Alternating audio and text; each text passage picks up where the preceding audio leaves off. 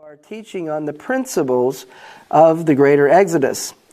And in parts 1 through 3, we went over principles and patterns that are historical, that are associated with the lives of Abraham, Isaac, and Jacob, and the history of the nation of Israel, to see that they are types and shadows of understanding the way in which the greater Exodus is going to come about. The greater Exodus meaning the end of the exile of the 12 tribes of Israel, and the fulfillment of the prophecy in Ezekiel chapter 37 verses 15 through 28 of the two sticks, that is northern kingdom or Ephraim, the 10 tribes, or the house of Joseph being united with the southern kingdom, or the house of Judah, or the Jewish people.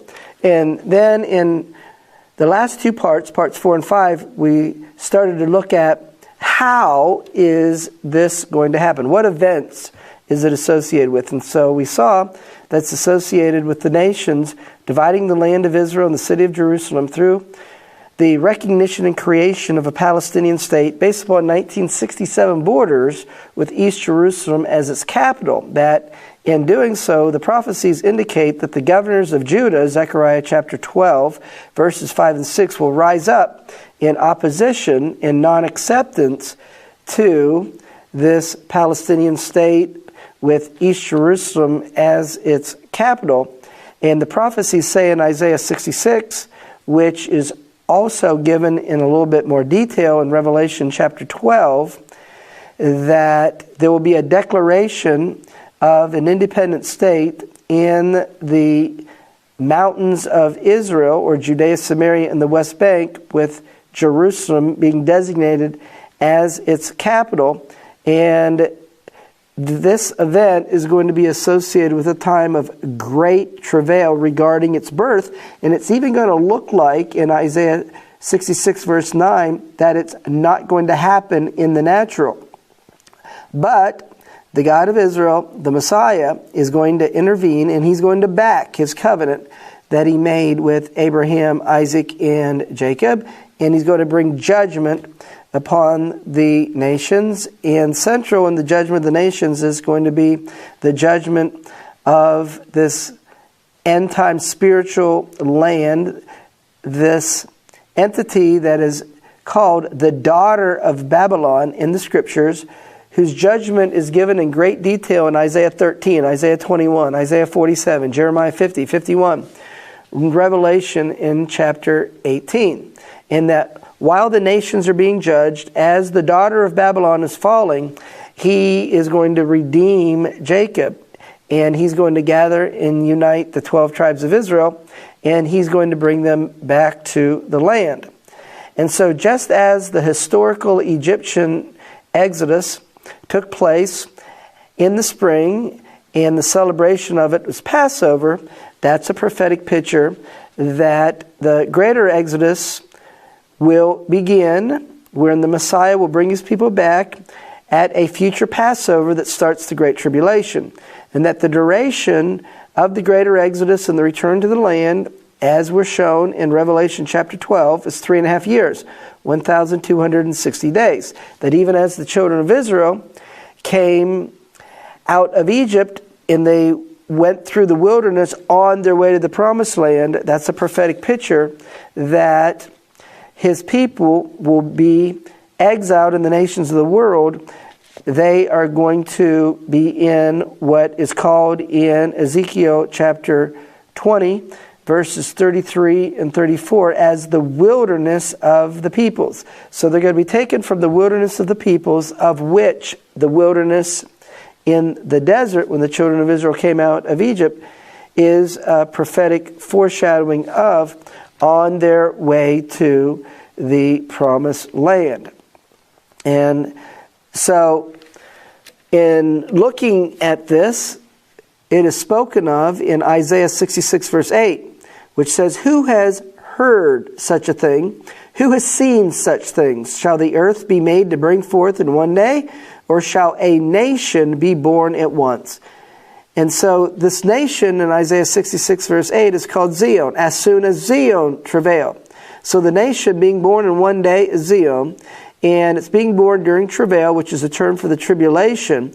And as soon as this nation is born, in the way in which it's going to be born, it's going to declare its belief in Zion, or the covenant made with Abraham, Isaac, and Jacob, where the governors of Judah are going to rise up and declare an independent state in the mountains of Israel with Jerusalem as its capital, in non-acceptance of the nations trying to recognize and impose a Palestinian state based upon 1967 borders with East Jerusalem as its capital. That biblical Zion brings forth her children. Her children are those who believe in the covenant made with Abraham, Isaac, and Jacob, and they are called in Zechariah in chapter 13, they are called the sons of Zion. And the prophecy says in Zechariah that the sons of Zion, this is actually, I said Zechariah chapter 13, it's actually Zechariah chapter 9 verse 13, that the prophecy is that the sons of Zion will be in opposition to the sons of Greece. And Esau is associated with Greece because Jacob is likened to sheep, Esau is likened to a goat. And Esau historically dwelt in Mount Seir. And there's a prophecy against Esau in Ezekiel 35, who's addressed as Mount Seir. And the way you say male goat in Hebrew is Seir. And so Esau in his name, in the place where he dwelt, is associated with a goat. So all those that follow after him are the sons of Greece. And so there are those who stand for the covenant made with Abraham, Isaac, and Jacob. There are those who oppose the covenant that was made with Abraham, Isaac, and Jacob. And so now we have details of a prophecy that we're looking at in Revelation in chapter 5, where this woman who has a crown on her head, which means you rule and reign and have authority over, with 12 stars, that is the 12 tribes of Israel. And when Israel will be ruling and reigning in the earth over the nations, as in Messianic times, when Messiah will rule and reign and set up his kingdom and rule with Israel as the head of all nations, that in Zion being born, that it's through her birth that the Messiah is revealed to the people, and he's revealed in the hearts of his people. And it says in Revelation 12:5 that she, Zion, brought forth a man-child who is to rule all nations with a rod of iron. And so then in Psalm 87 verse 5 it says of Zion, it says, this and that man was born in her. And so the people are born in Zion, and they're born and they receive the Messiah in Zion. So now in Micah chapter 5 verses 2 and 3, it speaks of Bethlehem Ephratah, and there's a prophecy there that the Messiah will come out of Bethlehem. Yet out of you shall he come forth unto me, that is to be ruler in Israel. That is the Messiah, whose going forth hath been from old, from everlasting. And then there's a prophecy in Micah chapter 5 verse 3. He will give them up. And so the biblical expression is hiding his face. And we're told in Isaiah in chapter 8 and verse 14. Isaiah chapter 8 and verse 14, prophesying about the Messiah, it says, he shall be a sanctuary, but for a stone of stumbling and for a rock of offense to both the houses of Israel. The prophecy is that the Messiah would be a rock of offense to both northern kingdom and southern kingdom. How's he a rock of offense to the southern kingdom? They don't accept him as the Messiah. That is Yeshua. How's he a rock of offense to the northern kingdom? Well, the northern kingdom, they are going to accept Yeshua as the Messiah, as the prophecy was in Hosea chapter 1. But they are going to stumble over following Yeshua's Torah. And then regarding the prophecy of the Messiah, in Isaiah chapter 8, verse 17, it says, I will wait upon the Lord that hides his face from the house of Jacob. I will look for him. So the prophecy about the Messiah is that he would hide his face from the house of Jacob. It means he's not going to be fully revealed to his people. And so Micah 5:3, it says, he will give them up. Biblically, he's hiding his face. He's going to hide his face until the time that she which travails has brought forth. Well, the one that's travailing in Isaiah 66 verse 8 is Zion. So he's going to give them up. He won't fully reveal himself to his people, and they won't accept him as the Messiah of the whole house of Jacob until biblical Zion is born. And then once biblical Zion is born, he's going to be born in the hearts of his people. And then the remnant of his brethren shall return to the children of Israel. That means the end of the exile. So now in Psalm 102 and verse 13, it says, you will arrive and have mercy on Zion, for the time to favor her, yea, the set time is come. And then it says in verse 16, when the Lord builds up Zion, when he builds up Zion, he will appear in his glory. Well, in the Bible, Jerusalem and Zion are synonymous terms. So the building up of Zion is the same as the building up of Jerusalem. And the building up of Jerusalem is defined in Psalm 147 verse 2 as gathering together the outcasts of Israel.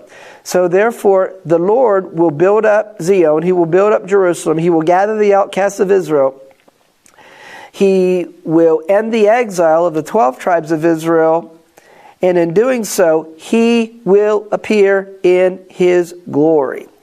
And the ending of the exile of his people and the Messiah returning in his glory is the sign or the banner to the nations. Isaiah 11:12. He will set up a ensign, a banner, a nasi for the nations, and shall assemble the outcasts of Israel and gather together the dispersed of Judah from the four corners of the earth. And so given that we've already seen in previous parts of this teaching that the time when we have the end of the exile and the gathering uniting the 12 tribes of Israel is a period of time that the Bible calls the day of the Lord. Specifically, the darkness of the day of the Lord, or the tribulation period of the Great Tribulation. With this foundation, with this background, we can see in context and understand what Paul was writing about in 2 Thessalonians chapter 2, verses 1 and 2, where he says, now we beseech you, brethren, by the coming of our Lord Yeshua HaMashiach, and our gathering together unto him. What's the gathering together unto Messiah? When he ends the exile of his people. And so this is called in the prophets the day of the Lord. And who is the Lord? The Lord is Yeshua. And so the day of the Lord is the day of Yeshua. It's the day of Mashiach. It's the day of the Messiah. So in speaking of the gathering together unto him in 2 Thessalonians chapter 2 verse 1, Paul goes on to refer to that day as the day of Messiah being at hand. 2 Thessalonians chapter 2 and verse 2. So as we referred to a little bit earlier, Isaiah chapter 8 verse 14, that is prophesied that Messiah will be a stone of stumbling and a rock of offense to both the houses of Israel. Yet it then says in verse 17, I will wait upon the Lord that hides his face from the house of Jacob. The exile is the hiding of the face. The end of the exile is the revealing of the face and causing the face to shine upon his people. And so then it goes on to say, Isaiah 8:18, behold, I and the children whom the Lord has given me are for signs and for wonders in Israel from the Lord of hosts who dwells in Mount Zion.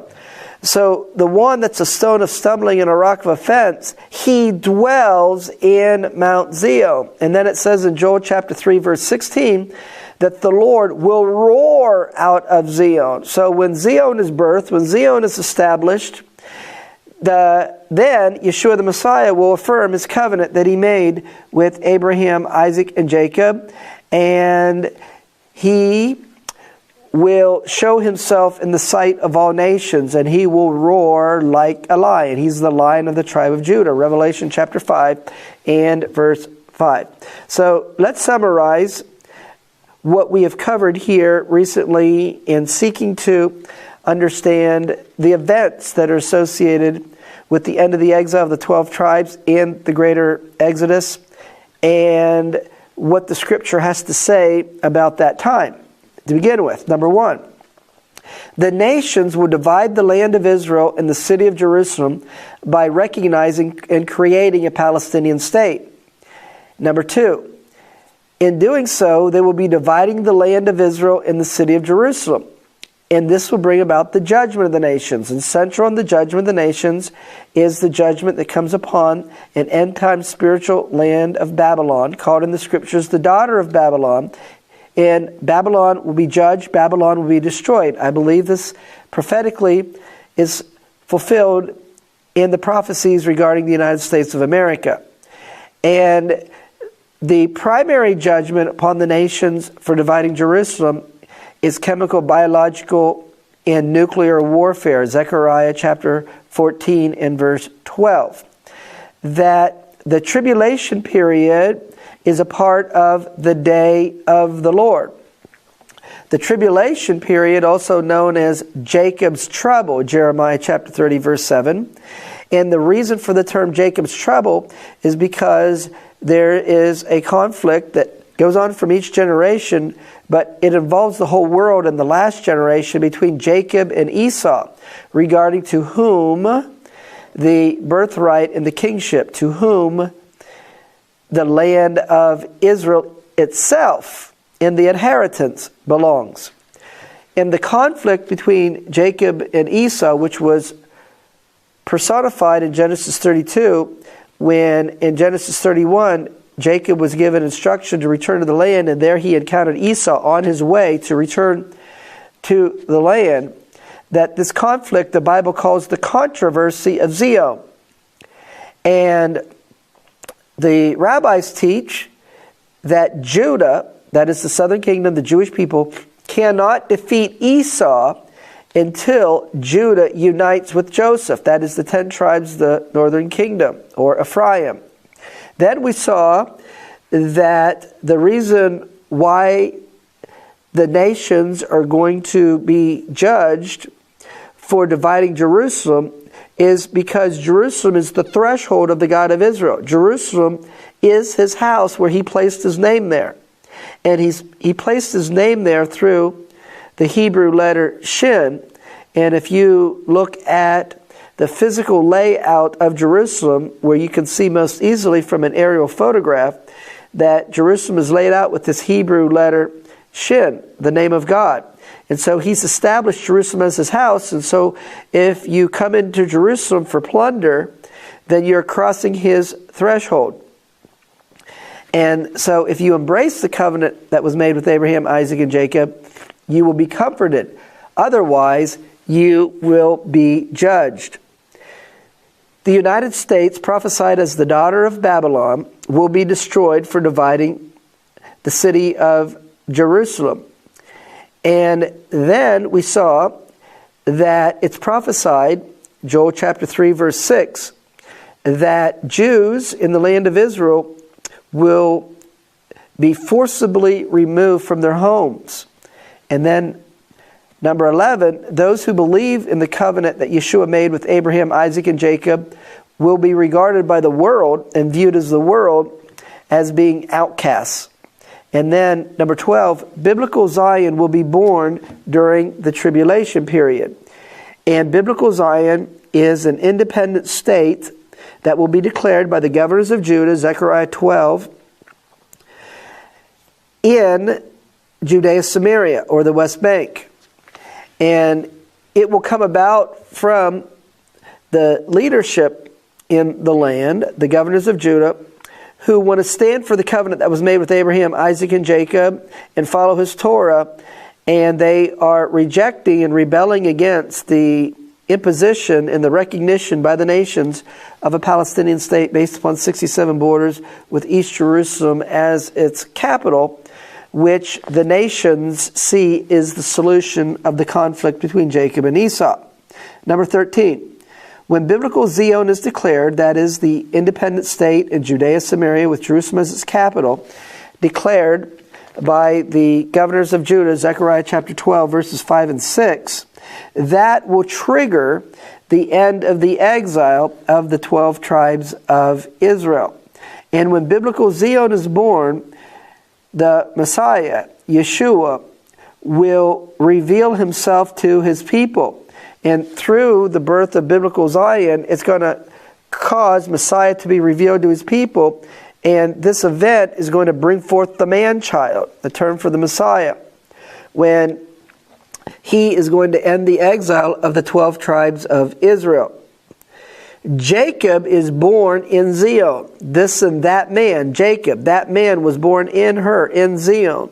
Meaning, Jacob is going to give his heart to Yeshua. That is, those within Jacob who don't know Yeshua as the Messiah. And we're primarily here talking about the Jewish people. When Zion is born, and as Yeshua stands for Zion and ends the exile of Jacob. So Joseph, that is the northern kingdom, the 10 tribes, or Ephraim, and Judah, will unite during the 3.5 years of the Great Tribulation period that precedes Yeshua setting his feet down on the Mount of Olives. Number 16, Yeshua will gather the exiles of Israel when he roars out of Zion.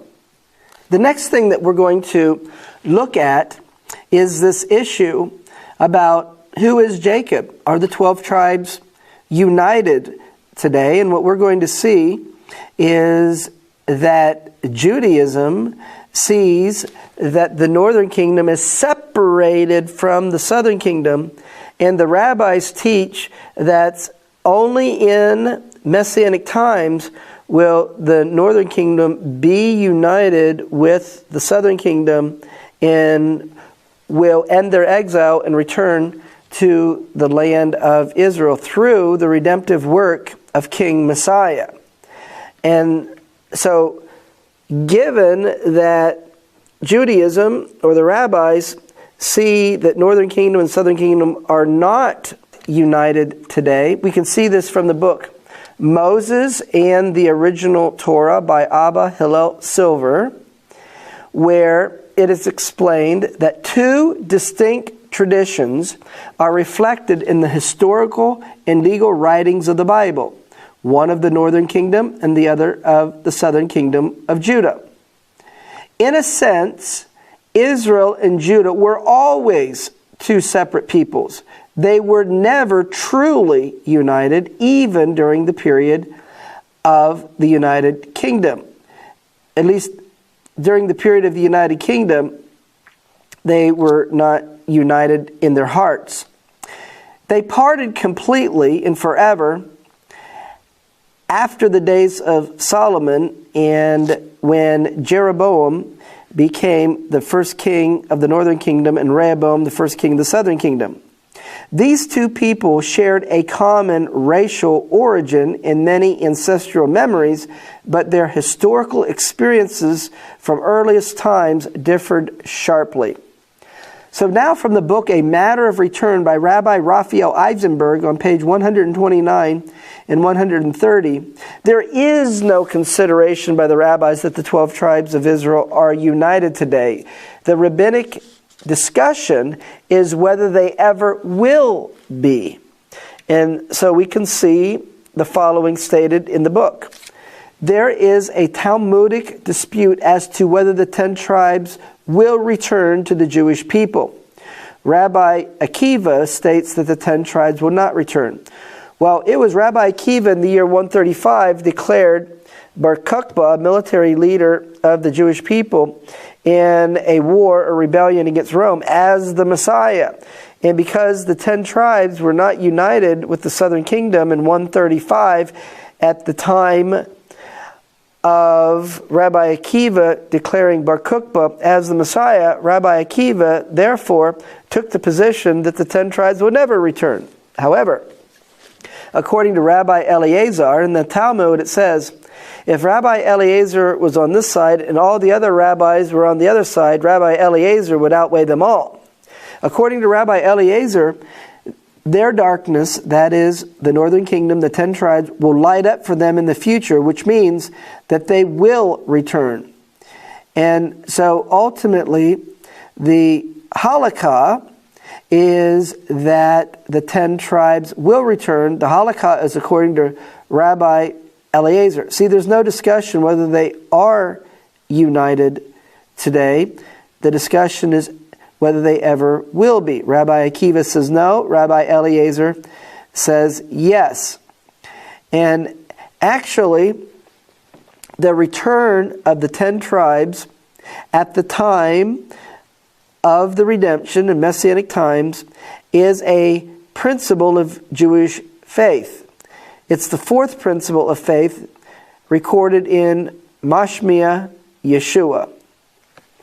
And so Rabbi Eisenberg goes on to explain in the book of Matter of Return on page 130 that the rabbis have determined that the halakha, or the legal ruling regarding the matter, is that the 10 tribes will return unto and be joined with the southern kingdom or the Jewish people. We can also see this viewpoint in the book Mashiach, the principles of Mashiach and Jewish law and tradition, by Rabbi Emmanuel Shohet on page 21 and 22. He writes, the 10 tribes of the northern kingdom of Israel, exiled by the Assyrians before the destruction of the first temple, as is outlined in 2 Kings chapter 17, and the rabbis teach that they were exiled beyond the river Sabbatean in the mountains of darkness, will also return. Now, in the Torah anthology to the Book of the 12 Prophets, volume 2, page 308, we see that Judaism, or the rabbis, see that the 10 tribes will only return and be joined with the Jewish people in Messianic times, which they refer to as the time of redemption, that is, the end of the exile of Jacob. So it reads, the 10 tribes who were located in very distant places will not return to the land of Israel, but only in the end of days will they return at the time of the final redemption. And so given that Judaism, or the rabbis, do not see that the 10 tribes are united with the house of Judah today, they pray daily prayers that it would be so. And these daily prayers, by which we have the prayer of the end of the exile and the gathering, uniting the 12 tribes of Israel by the Messiah, are a part of what's called the Amidah, or the standing prayers. So, in the Messiah text by Raphael Patai, page 321, he explains regarding the prayers for the coming of the Messiah. The requests for redemption, that is the end of the exile, and the coming of the Messiah, addressed to God, are part of the Amidah prayer, popularly referred to as the 18 benedictions. So the Amidah, along with the Shema, Hear, O Israel, are the most important daily prayers recited by the Jewish people that are prayed 3 times a day.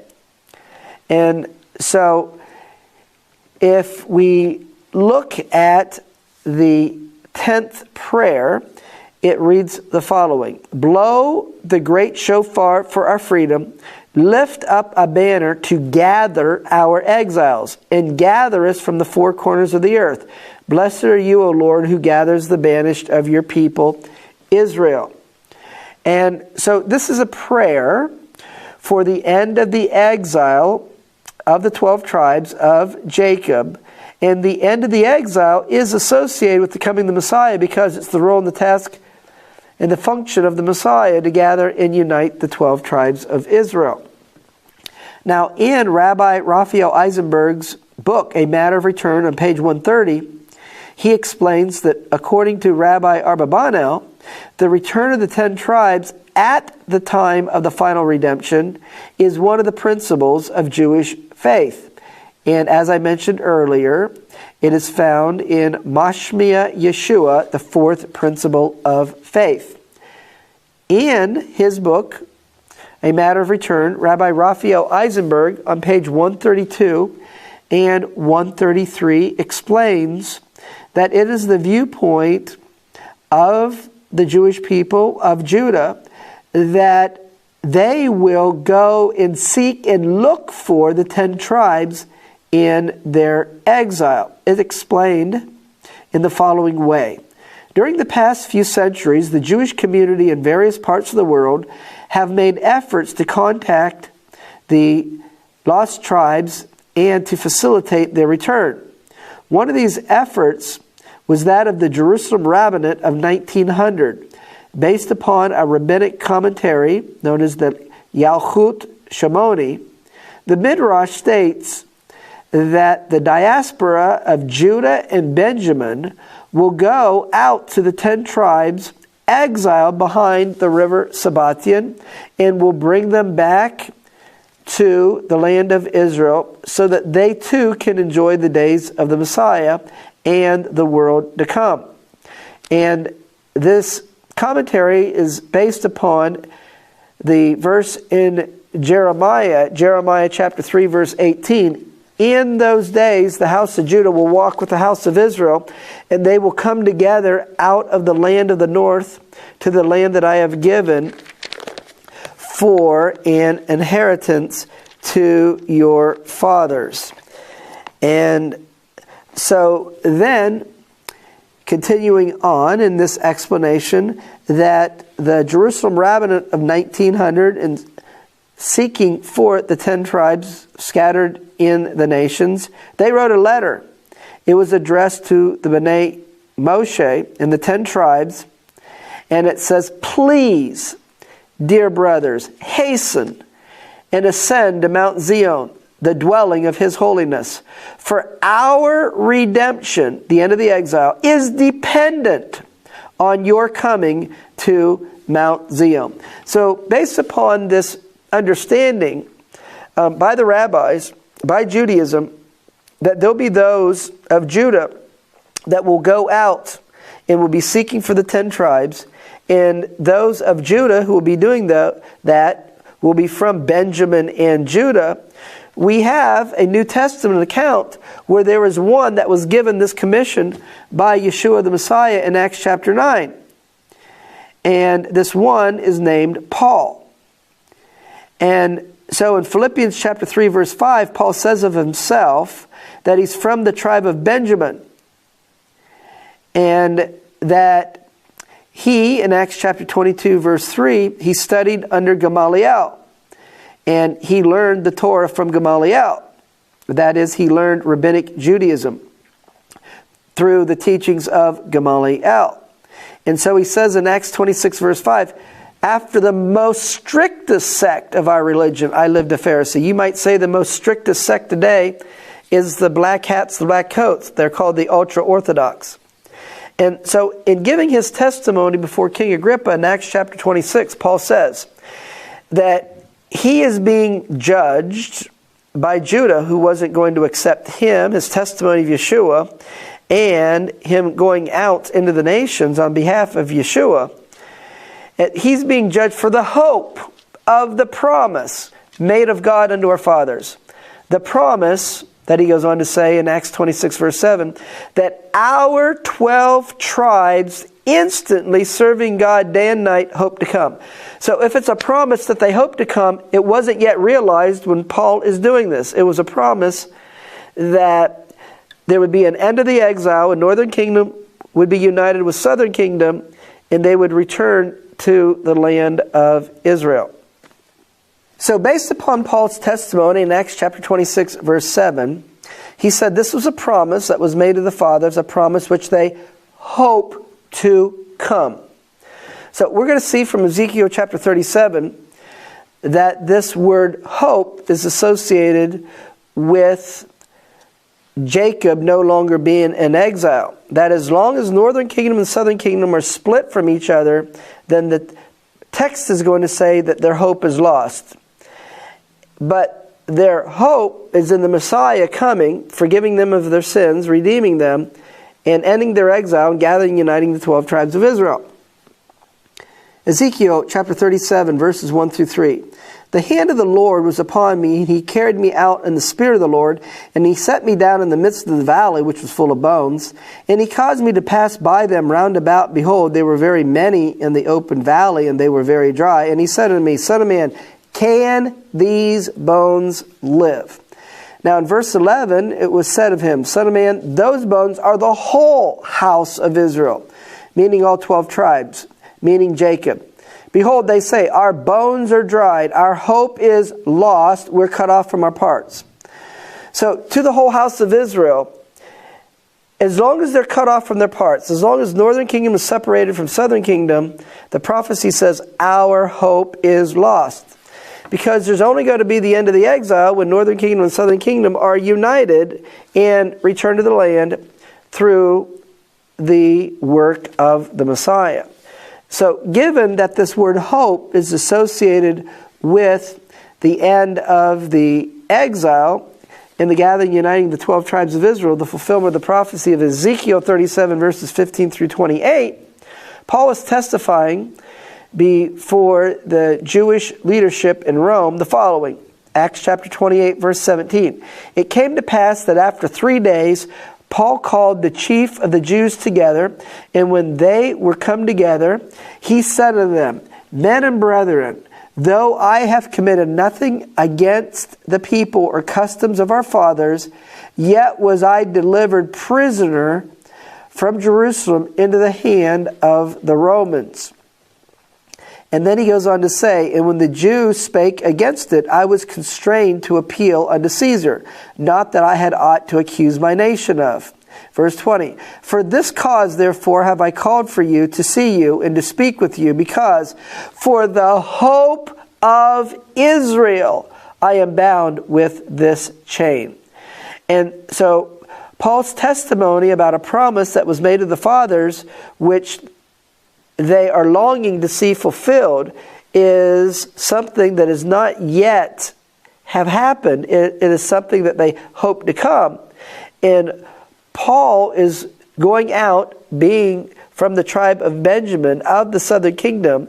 He is being commissioned by Yeshua to go to the nations. He's actually, if you study the prophecy, he's being commissioned to go out to the 10 tribes in exile and to proclaim Yeshua and his redemptive work through his shed blood, not only to the 10 tribes, but to all nations, anyone who would listen and receive the testimony.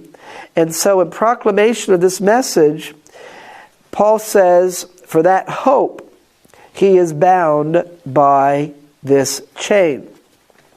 And so now, if you look at Paul and how he sees his calling, which Yeshua gave to him in Acts chapter 9, he's going to make a connection to Isaiah chapter 49, where in verse 6 it says, regarding the Messiah, that you would be my servant to raise up the tribes of Jacob. And so regarding the role of the Messiah to raise up the tribes of Jacob, it goes on to say in Isaiah 49:9, that you may say to the prisoners. Now the prisoners is Jacob in exile. So Jacob, scattered in the nations of the world, is in exile or is in prison. And so there's a prophecy regarding this condition in Isaiah in chapter 42. Verse 18 it says, Hear ye deaf and look ye blind, that ye may see. Who is blind but my servant, or deaf as my messenger that I send? And then it says in verse 22, But this is a people robbed and spoiled. They are all of them snared in holes, and they are hid in prison houses. then the question is asked in verse 24. Who gave Jacob for a spoil and Israel to the robbers? Did not the Lord, he against whom we have sinned? For they would not walk in his ways, neither were they obedient to his Torah. So, for breaking the covenant at Mount Sinai, Jacob was exiled in the nations of the world. And being exiled in the nations of the world, he's in a prison house because those who's taken him captive are keeping Jacob in bondage. And so when Jacob comes out of his exile, he's a prisoner that's being told to go forth. Now, this verse in Isaiah 49:9, the rabbis see as pertaining to the 10 tribes. So in the book A Matter of Return by Rabbi Raphael Eisenberg on page 132, he writes, prophesying about the future return of the exiles to their land, Isaiah states, that ye may say to the prisoners, go forth, and those who are in darkness, show yourselves. The Midrash Rabbah explains that the prisoners are the 10 tribes residing beyond the Sabbatean. That is the river by which they went over and crossed in being exiled. And those who are in darkness in the exile denotes those under a dark cloud or oppression or persecution in their exile. So now in the Torah anthology to the 12 prophets, volume 1, page 190 and 191, it is explained from the book of Hosea, chapter 11, verse 10, which says, he will roar like a lion. When he roars, the children will come trembling out of the west. The commentary is that from the west is going to refer to the time of redemption, that the book of Hosea is written to the 10 tribes in their exile, that they will return from their exile and they will be coming, among other places, from the west. They'll be living in Western nations. So then we're going to look at the Torah anthology to the book of the 12 prophets, volume 2, page 417, where we're going to see that the 10 tribes in their return will return to the land of Israel. And we're going to look at Zechariah chapter 10, verse 6. I will strengthen the house of Judah and deliver the house of Joseph. I will bring them back.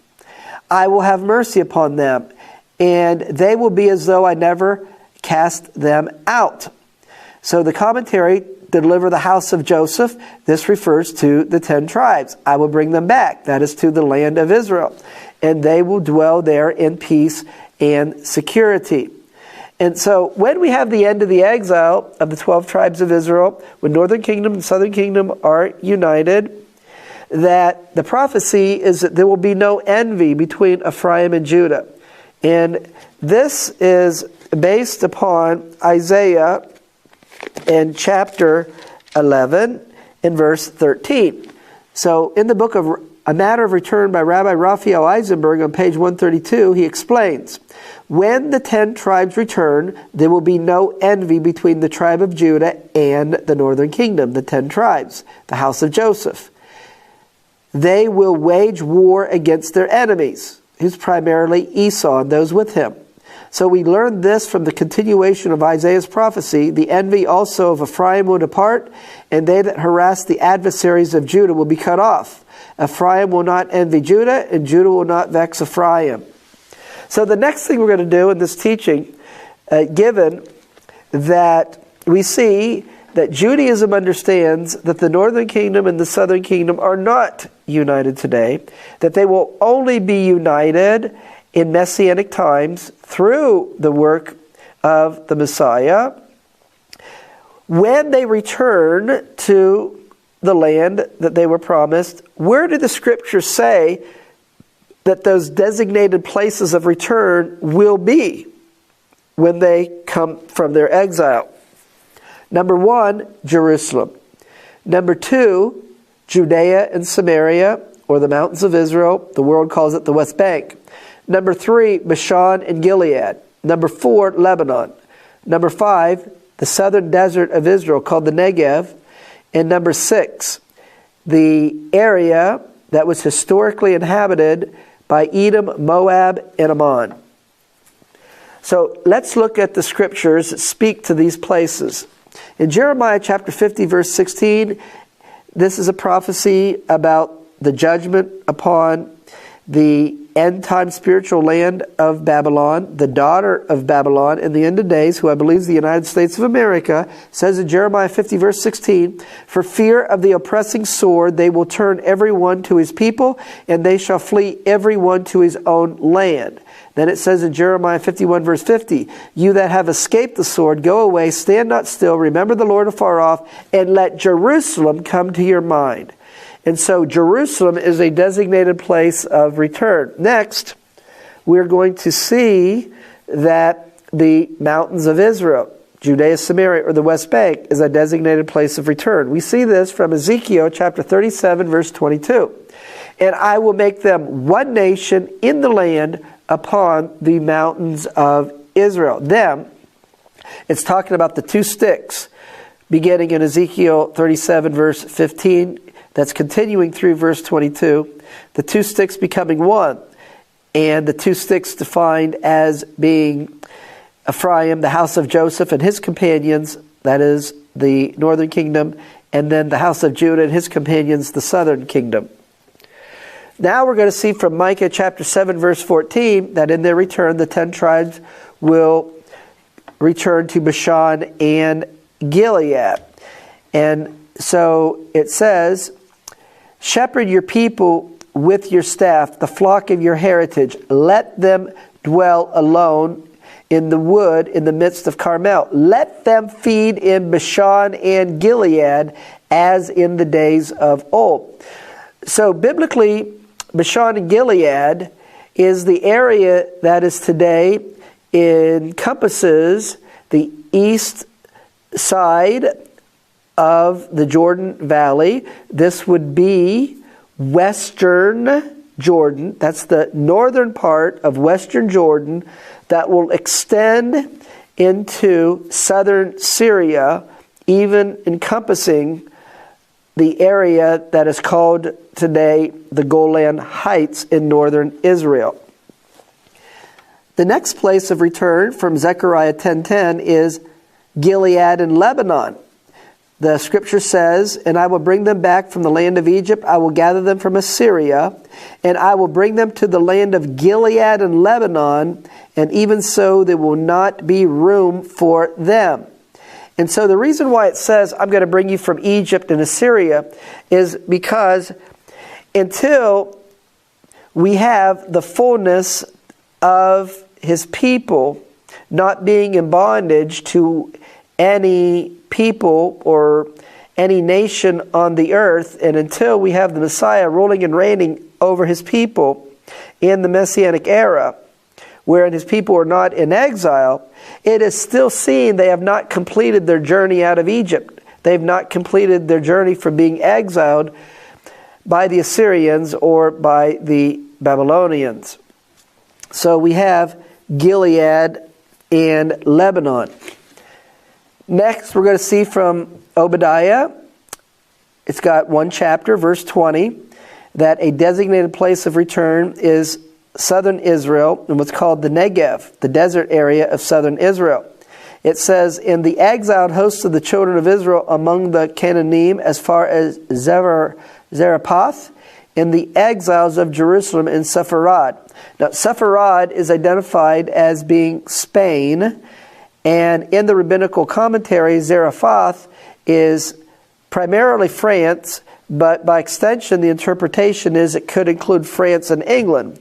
And so we're talking about the exiles of Israel in England, France, and Spain are prophesied, and this would probably be the Sephardic Jews will return to the desert in southern Israel. And then finally, Edom, Moab, and Ammon, which is the east side of the Jordan Valley, the east side of the Dead Sea, and it would be western Jordan, from the north to the south of western Jordan. Daniel chapter 11, verse 41. "And he shall enter also into the glorious land, and many countries shall be overthrown, and these shall escape out of his hand, even Edom and Moab, and chief of the children of Ammon. Next, in looking at the events associated with the return of the land and the designated places of return, we're going to understand and see what are the traditional readings in Judaism of the Torah and the prophets during the Sabbath of the festival of Sukkot. And the Torah portion is Exodus 33:12 through Exodus 34:26. But we're going to make special note of the reading from the prophets, which is Ezekiel 38 verse 18 through Ezekiel chapter 39 verse 16. And then the morning service and the reading from the prophets on the first day of the Feast of Tabernacles is going to be a reading from Zechariah. And so the reason why we have, during Sukkot, this reading from the prophets from Zechariah chapter 14, and then the Sabbath during Sukkot, we have the reading of Ezekiel 38 and 39, which is Gog and Magog, is because it's seen that the nations will come against Jerusalem during the time period of the celebration of the Feast of Tabernacles. And so if we look at Gog Magog coming against the land, we are told in the prophecy in Ezekiel in chapter 38 in verse 8 that specifically the invasion is against the mountains of Israel. It says, "In the latter years you will come into the land that is brought back from the sword and gathered out of many people against the mountains of Israel." This is repeated in Ezekiel 39 verse 2. "I will cause you to come up from the north parts, and I will bring you upon the mountains of Israel." So the Gog-Magog invasion is not of the whole land of Israel. It's specifically said to take place upon the mountains of Israel. And the mountains of Israel is biblically called Judea and Samaria. The world calls it the West Bank. And the mountains of Israel extends to Jerusalem. So we can see that the Gog-Magog invasion upon the mountains of Israel would include the West Bank and Jerusalem. So if we look at the way that the Gog-Magog coalition is judged, it parallels the way in which Pharaoh was judged in the desire of the God of Israel through Moses to deliver his people out of Egyptian bondage. And so in the Sanchino, an Orthodox Jewish published work, Midrash Rabbah, Volume 3, page 144, where it says, "Behold, tomorrow about this time I will cause it to rain a very grievous hail." And so if we look at Exodus in chapter 9 and verse 18, this is the verse that's being referred to here in the Midrash. And it goes on to say, "Such has not been in all the land of Egypt." The commentary regarding what was happening here in Exodus, that was a judgment upon Pharaoh in Egypt, the commentary is but such has not been, that is, it has not been in the past, but there will be in the future, in the days of the Gog-Magog war, as it says in Ezekiel in chapter 38 verse 22, "An overflowing shower, a great hailstone, fire and brimstone." So in looking at Ezekiel 38:18, it says, Gog will come against the land of Israel. In the judgment upon the Gog-Magog coalition, Ezekiel 38:22, "I will plead against him with pestilence and with blood, and with hailstones, fire and brimstone." So you could make a comparison to the judgment upon Gog and Magog to the judgment that came upon Pharaoh and Egypt, as what happened to Pharaoh and Egypt is a prophecy of the judgment upon the nations of the end of days, and even judgment upon Gog and Magog. So in the prophecy, Ezekiel 38:39, Gog is defeated. Ezekiel 39:21, I will set my glory among the heathen, and all the heathen will see my judgment that I've executed in my hand that I've laid upon them. And then it says, when Gog Magog is defeated, then there's the prophecy of the end of the exile of Jacob and the inauguration of the uniting of northern kingdom and southern kingdom and their return to the land of Israel by the Messiah. Ezekiel 39:22. So the house of Israel will know that I am the Lord their God. They will know that who's the Lord their God? That Yeshua is the Messiah from that day forward. From what day? From the defeat of Gog and Magog. Not only will his people know who the Lord their God is, not only will the people know that Yeshua is the Messiah, but the nations will know as well. Ezekiel 39:23. And the heathen will know that the house of Israel went into captivity for their iniquity, because they trespassed against me. Therefore hid I my face from them, and gave them into the hand of their enemies. So fell they all by the sword. And so, given the principle that we've been seeing in this study, that which happens historically is prophetic, and that which happened historically allows us to understand the events associated with the greater Exodus in the end of days, we're going to see how the Gog-Magog defeat and the end of the exile was actually prophesied and foreshadowed in the Torah with the defeat of Pharaoh and his army. And we're going to see this prophetic sequence of events in the following way. Number one, that with the defeat of Gog and Magog, the Arabs will become friendly toward the exiles of Israel, and it's prophesied that they will even protect and hide the exiles of Israel. Number two, the exiles of Israel will return to their designated places, and Messiah will set up his kingdom with his people, wherein Jacob's no longer in exile. So the foreshadowing of this is the defeat of Pharaoh and his army.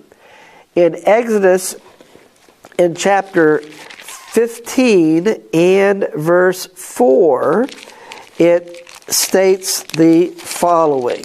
Exodus chapter 15 and verse 4. Pharaoh's chariots and his host has he cast in the sea.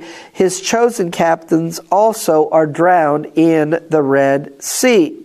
So as a result of no longer being subjugated to Pharaoh, Exodus 15 verse 11, the children of Israel rejoiced with these words, and they sang, "Who is like you, O Lord, among the gods? Who is like you, glorious in holiness, fearful in praises, doing wonders?" Well, this was spoken regarding the defeat of Pharaoh and his army, but we're going to see that it's prophetic of the defeat of Gog. Who is like you? Because with the defeat of Gog and Magog, the eyes of the nations are opened up to see that Yeshua is the Messiah when he gathers his people from the nations of the world where they've been scattered to bring them back to the land of Israel. Even as Yeshua prayed in John chapter 17 verse 21, I pray that they may be one, the gathering uniting the 12 tribes of Israel, that the world would believe that you sent me. So we see then, back to Exodus 15 verse 14, the people shall hear and be afraid.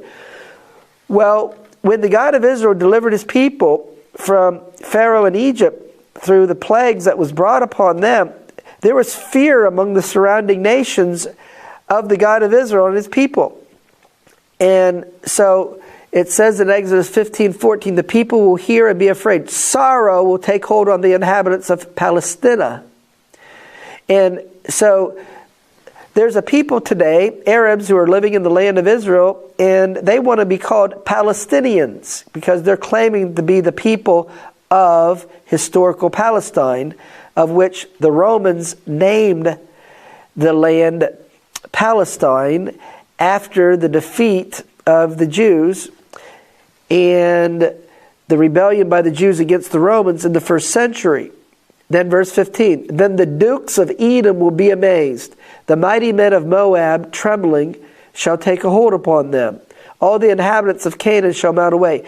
In other words, it will break the heart and the spirit of the inhabitants of Palestina, the dukes of Edom, and the inhabitants of Canaan, as a result of the defeat of the armies of Gog and Magog, of which the defeat of Pharaoh and his army was a prophetic foreshadowing of. So then in Exodus 15 it says, fear and dread will fall upon them. By the greatness of your arm they shall be as still as a stone. Thy people will pass over, and you will bring them in and plant them in the mountain of your inheritance. So if we look at the sequence in Exodus 15, we have the defeat of Pharaoh and his army, and then we have the melting of the hearts of the people who are enemies of the nation of Israel. The inhabitants of Palestina will sorrow, the dukes of Edom will be amazed, and the inhabitants of Canaan shall melt away. Now the people hadn't yet, when they're coming out of Egypt, have gone into the land of Canaan. But it's prophesied that they're going to hear of it, and their hearts are going to melt, and they're going to be afraid of the God of Israel and his people, who he's just delivered from Pharaoh in Egypt, who was the greatest power of their day. So then when fear and dread falls upon them, then it says the people will pass over. Israel redeemed will pass over, and you will plant them in the mountains of your inheritance.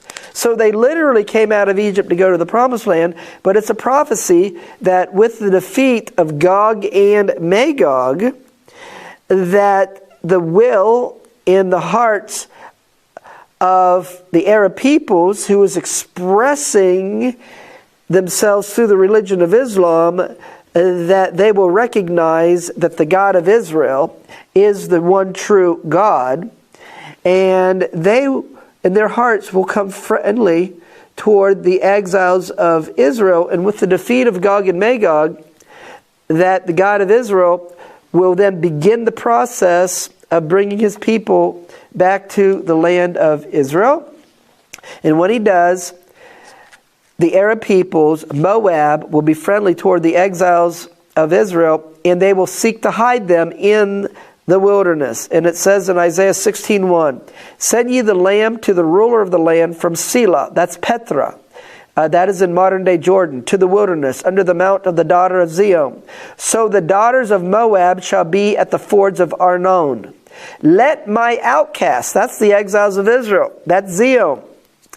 It says in Jeremiah 30, I will redeem you, and I will heal you of your wounds, says the Lord, because they called you an outcast, saying, this is Zion, which no man goes for. And so, let my outcast dwell with you, Moab, and in mercy shall your throne be established, and he, the Messiah, will sit upon it in truth in the tabernacle of David. So, prior to Messiah coming and setting up his kingdom, that in Petra, in Jordan, the daughters of Moab will be hiding the outcasts of Israel. That's the exiles who will be returning back to the land. And so once the exiles return back to the land, Messiah will set his feet down upon the Mount of Olives. He will set up his kingdom. He will be king over all the earth. And so in Exodus 15, verse 18, that once Pharaoh and his army was defeated and fear came upon the inhabitants of the land of Canaan and Philistia and the dukes of Edom, then he brought his people into the land of their inheritance. And it says in Exodus 15:18, the Lord will reign forever and ever. That's the prophetic picture. That's the principle. That's the pattern which we are to understand in the end of days, where it says in Zechariah 14 verse 9, after Zechariah 14:1, in the day of the Lord, that they divide Jerusalem. Verse 2, that the nations are judged. Verse 3, that Yeshua sets his feet down on the Mount of Olives. Verse 4, and verse 9, Yeshua will be king over all the earth. And that day there will be one Lord and his name one.